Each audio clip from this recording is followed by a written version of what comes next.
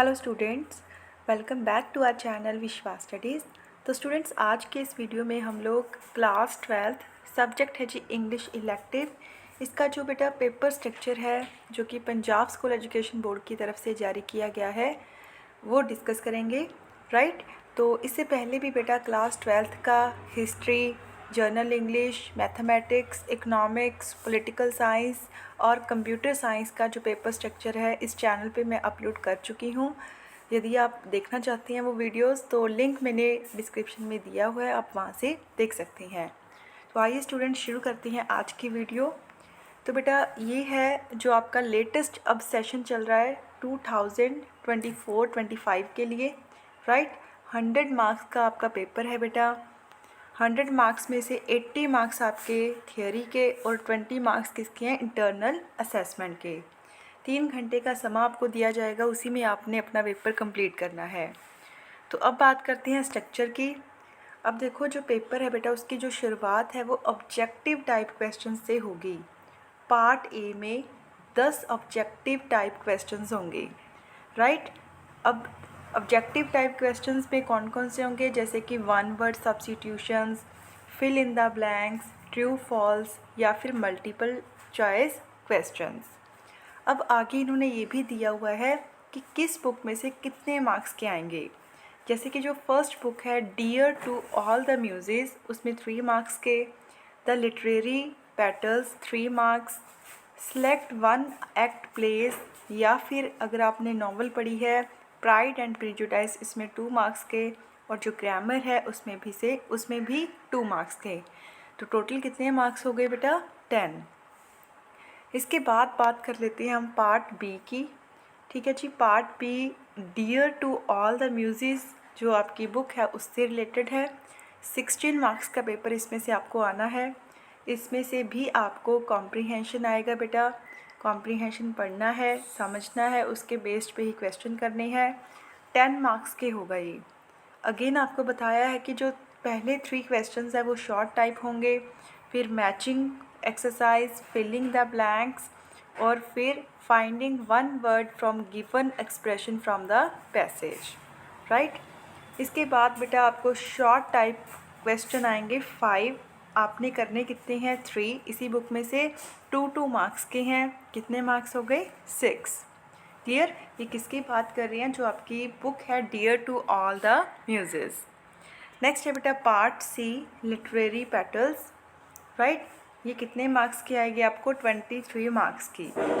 ठीक है जी, इसमें भी सेम बेटा 4 आपको शॉर्ट टाइप क्वेश्चंस आएंगे।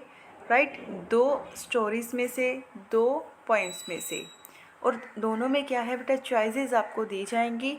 ठीक है, और कितने कितने मार्क्स के, ये 4 मार्क्स के हैं, 12 मार्क्स हो गए।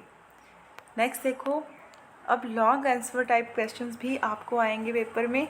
ठीक है जी, तो 2 क्वेश्चन देंगे, एक करना है, कितने मार्क्स का है, 6 मार्क्स का।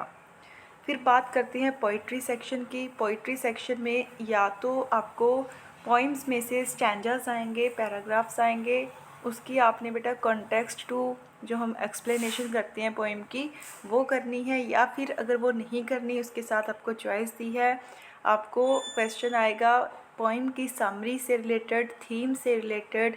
ठीक है, तो आपने दोनों में से एक करनी है। इसके बाद है बेटा पार्ट डी आपका प्राइड एंड प्रेजुडिस, जो आपका नॉवल है। 10 मार्क्स का पेपर आएगा इसमें से। चाहे आपने नॉवल की है, चाहे आपने ये सिलेक्ट वन एक्ट प्ले किया है, ये 10 मार्क्स का ही आना है पेपर में।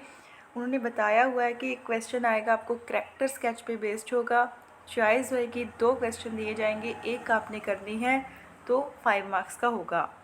नेक्स्ट जो क्वेश्चन होएगा इसमें भी आपको चॉइस है बेटा, 2 क्वेश्चन दिए होंगे, आपको एक करना है।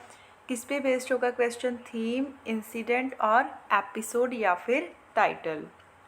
राइट, इसी तरह से फिर से ये वन एक्ट प्ले के लिए भी है और प्राइड एंड प्रेजुडिस के लिए भी सेम ही चीज़ एप्लीकेबल है। इसके बाद बात कर लेते हैं बेटा पार्ट ई की, कॉम्पोजिशन एंड वोकैबुलरी। ठीक है जी, ये 21 मार्क्स की आएगी आपको। इसमें से पैराग्राफ राइटिंग आएगी बेटा 5 मार्क्स की। 5 पैराग्राफ्स दिए जाएंगे आपको, but you have to do only 1। फिर है वॉइस आपको दिए जाएंगे 2 मार्क्स के आएंगे, नरेशंस 2 मार्क्स के आएंगे, combining 2 simple sentence 1 using linkers 2 marks के, use of modals, transformation of sentences. तो ये सारा आपको बताया हुआ कि कौन सा सेक्शन कितने मार्क्स का आपको आएगा। लास्ट में बेटा ट्रांसलेशन आएगी आपको 6 मार्क्स की, राइट। ठीक है जी, पैराग्राफ दिया होएगा उसको आपने ट्रांसलेट करना है। तो ये था बेटा आपका सिलेबस इलेक्टिव इंग्लिश का। आई होप आपको समझ में आ गया होगा। तो काफ़ी चीज़ें मैंने इस चैनल पे भी करवाई हुई हैं इलेक्टिव इंग्लिश की बेटा, ठीक है।